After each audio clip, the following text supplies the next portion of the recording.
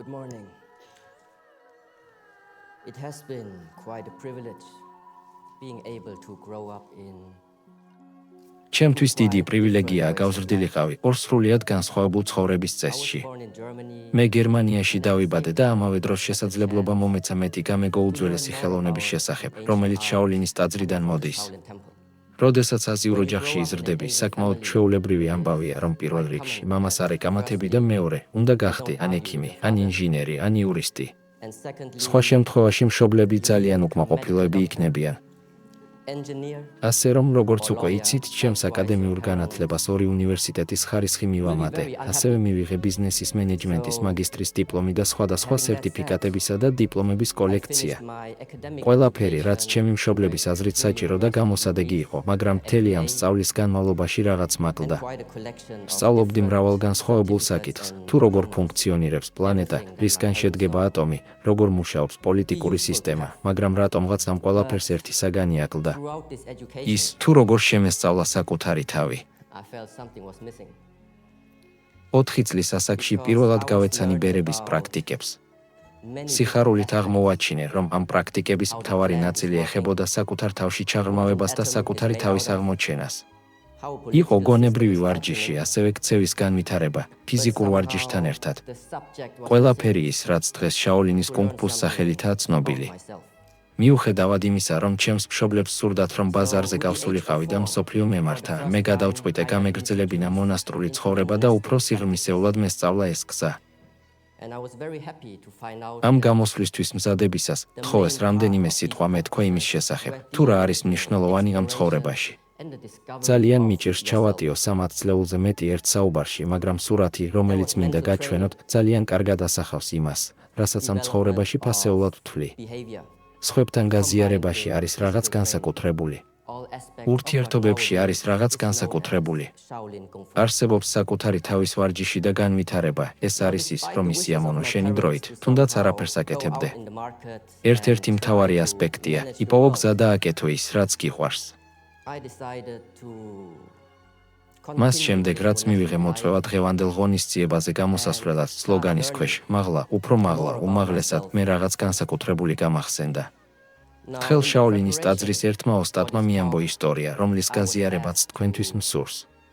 ერთი კაცი მთასთან ახლოს ცხოვრობდა და ყოველდღე ფიქრობდა, როგორი იქნებოდა ამ მთაზე ასვლა და რას დაინახავდა მწვერვალიდან. დადგა დღე და კაცმა მოგზაურობა დაიწყო. მთის ძირას მისვლისას, პირველი მოგზაური შეხვდა და ჰკითხა მას, როგორ აიარე მთა და რა დაინახე მწვერვალიდან, მოგზაურმა გაუზიარა თავისი გზა და უამბო, რაც იქიდან დაინახა, მაგრამ კაცმა იფიქრა, მოგზაურის აღწერილი გზა ძალიან დამღლელად ჟღერს. სხვა გზით უნდა ავიდე მთაზე. ის განაგრძობდა სიარულს მთის ძირში, სანამ მეორე მოგზაურს არ შეხვდა. მასაც ჰკითხა, როგორ აიარე მთა და რა დაინახე მწვერვალიდან. მეორემაც გაუზიარა თავისი ამბავი, მაგრამ კაცმა მაინც ვერ გადაწყვიტა, რა გზით ასულიყო. მან ასე ჰკითხა კიდევ 30 ადამიანს. კაცმა 30 მოგზაურს გაუბა საუბარი. როცა მათთან საუბარი დაასრულა, ბოლოს გადაწყვიტა, ახლა როცა ამდენმა ადამიანმა გამიზიარა თავისი გზა, უკვე ვიცი, რაც დაინახეს მწვერვალიდან, აღარ არის საჭირო, რომ მე თვითონ ავიდე. სამწუხაროა, რომ ამ კაცმა ეს მოგზაურობა საბოლოოდ არასდროს განახორციელა. ახლა ეს ისტორია რომ დავასრულოთ, პირველ რიგში თითოეულმა ადამიანმა უნდა იპოვოს თავისი ყველაზე შესაფერისი გზა ამ მთაზე ასასვლელად. მეორე მხრივ არსებობს ინფორმაციის სიტყვებით გაზიარება, მაგრამ შეუძლებელია იმ განცდის გაზიარება, როდესაც დგახარ იმ მწვერვალზე. მთავარია სწორი ძალისხმევის ჩადება ამ მწვერვალზე ასასვლელად. სწორედ ამაზეა დაფუძნებული ბუდისტური პრაქტიკები, შაოლინის ვარჯიში ან ნებისმიერი სულიერი გზა. სიცხადე ნიშნავს, რომ ხედავ უფრო სუფთად. თუ კი უფრო სუფთად ხედავ, ურთიერთკავშირები უფრო აშკარა ხდება.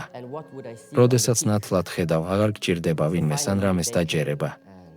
ნათლად დანახვა ნიშნავს, რომ შენ თვითონ შეძლებ განასხვაო, რომელი მიმართულებაა შენთვის სწორი. რა გადაწყვეტილებები უნდა მიიღო, რათა შენმა მიზნებმა ან მისწრაფებებმა ფორმა მიიღოს. დღევანდელ საუბარში გექნებათ შესაძლებლობა შთაგონება მიიღოთ მრავალი განსხვავებული გამომსვლელისგან, მაგრამ კონკრეტულად ამ საუბარში მე ვერ გეტყვით, თუ რა გზით უნდა წახვიდეთ, უბრალოდ იცოდეთ, რომ პირად მოგზაურობაში შეხვდებით სირთულეებს. ეს გამოწვევები ან დაგაბრკოლებენ, ან ზოგჯერ სულაც გაგაჩერებენ და ხელს შეგიშლიან მწვერვალის გასვლაში. შაოლინის ტაძარში მათ 5 დაბრკოლებას ვეძახით. ეს 5 დაბრკოლება გონების სხვადასხვა მდგომარეობას აღწერს. ამ მდგომარეობებში ძნელია ნათლად დანახვა და შესაბამისად რთულდება სწორი გადაწყვეტილებების მიღება. პირველ დაბრკოლებას ეწოდება გრძნობითი ლტოლვა. ეს ლტოლვა ჩნდება იმ მომენტში, როცა ყურადღებას აქცევ რაღაცას, რაც შენში დადებით ემოციას იწვევს. ეს დადებითი ემოცია შეიძლება წარმოიშვას სხეულის 5 კარიბჭიდან: ხედვა, სმენა, ნოსვა, გემო ან შეხება. შენს გონებაში წარმოიდგინე, რომ მთაზე ადიხარ. 1 მილის გავლის შემდეგ აღმოაჩენ ლამაზ რესტორანს, ლამაზი ადამიანებით გარშემორტყმულს. გრძნობ გემრიელი საკვების სურნელს და სასმელების მრავალფეროვნებას. თუ ამ ცდუნებას გაჰყვები და კარგავ გზას. როცა ეს ცდუნება ისე ძლიერდება, რომ აღარ გინდა ადგილის დატოვება, მაშინ გრძნობითი ლტოლვა გადაიქცევა შეპყრობილობად. ყველა შემთხვევაში იმ ადგილას დარჩენა ნიშნავს, რომ ვეღარ შეინარჩუნებ გონების სიცხადეს. მეორე დაბრკოლება არის მტრობა. ის აღწერს გონების იმ მდგომარეობას, რომელიც ნეგატიური ემოციებიდან მოდის. ამ გონებრივ მდგომარეობაში გაქვს სიზღი, უარყოფა ან უბრალოდ აუტანლობა რომელიმე საგნის, სიტუაციის ან ადამიანის მიმართ. მოდი გავამარტივოთ, შენ მთაზე ადიხარ და წვიმა იწყება, მაგრამ შენ წვიმა არ გიყვარს. გზები გრუნტიანია, მაგრამ გრუნტიანი გზები არ გიყვარს. დინარის გადალახვა გჭირდება, მაგრამ ცურვა არ გიყვარს. ეს ყველაფერი როგორც არ უნდა მოგწონდეს, მოგზაურობა არ გახდება სასიამოვნო, თუ არ ისწავლი მტრობის და შფოთვის გაშვებას. უფრო სავარაუდოა, რომ ამ მოგზაურობას ვერც კი გააგრძელებ. მესამე დაბრკოლება თავდაპირველად ითარგმნებოდა როგორც სიზარმაცე და უძრაობა. სიზარმაცე ნიშნავს სხეულის სიმძიმეს, ხოლო უძრაობა გონებრივი სიმკვეთრის დაკარგვას. ამ მდგომარეობას ახასიათებს ძილიანობა, მოტივაციის არქონა, ენერგიის ნაკლებობა და ხშირად შესაძლოა დეპრესიის ფორმით გამოვლინდეს. ბუდისტურ სწავლებაში ამას ციხეში ჩაკეტილობას ეძახიან. თითქოს შენს თავს პატარა საკანში ჩაკეტილს აღმოაჩენ. ძალიან რთული ხდება როგორც გონებრივი, ისე ფიზიკური ძალისხმევის გაწევა. ამიტომ მოგზაურობის გასაგრძელებლად მხოლოდ ერთი ვარიანტი რჩება, უნდა მოძებნო გზა, რომ ამოხვიდე იმ ორმოდან, იმ საკნიდან. მეოთხე დაბრკოლებას მოუთმენლობა ეწოდება. ეს არის მოუსვენარი გონების მდგომარეობა. მოუსვენარი გონება ნიშნავს, რომ თქვენი გონება ვერ მშვიდდება. სად უნდა დამშვიდდეს? აწმყოში ამ მომენტში. მოუსვენარი გონება ან მომავალზე ნერვიულობს, ან მოგზაურობს წარსულში, იქ კი უარყოფს, აფასებს და განიკითხავს იმ მოვლენებს, რაც უკვე მოხდა. აქ ხშირად მოაქვთ შედარება მაიმუნის გონებასთან. გონება, რომელიც ტოტიდან ტოტზე დახტის და დიდხანს ვერ რჩება აწმყოში.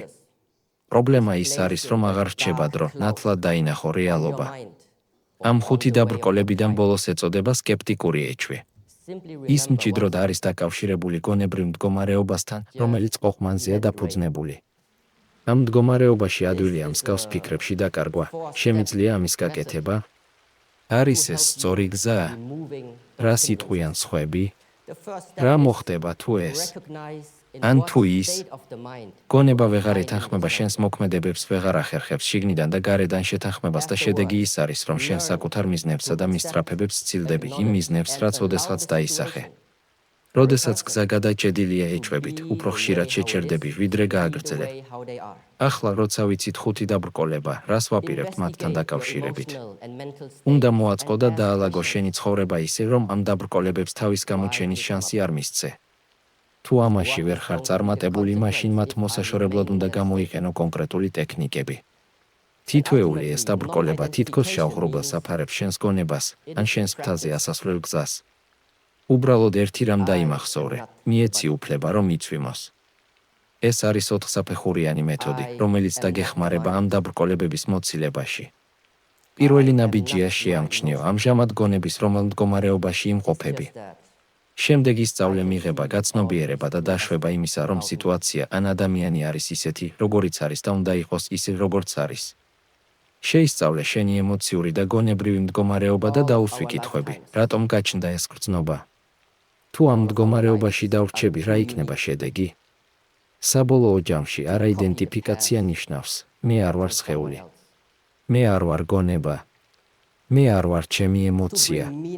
უბრალოდ მე შემიძლია ვხედავდე ამ სამ ასპექტს ჩემს შესახებ. ჩვენი სიცოცხლის და ცხოვრების გზა ზედმეტად უნიკალურია იმისთვის, რომ სხვისი დავაკოპიროთ. სიცოცხლისთვის აზრის მისანიჭებლად და ცხოვრების ღირებულების გასაგებად უნდა ისწავლო და შეითვისო საკუთარი თავი და არ მისცე დაბრკოლებებს გაჩერების უფლება. თუ რომელიმე თქვენგანი აირჩევს სიცხადისკენ მიმავალ გზას, დიდი სიამოვნებით შეგხვდებოდით მწვერვალზე. To meet you at the peak.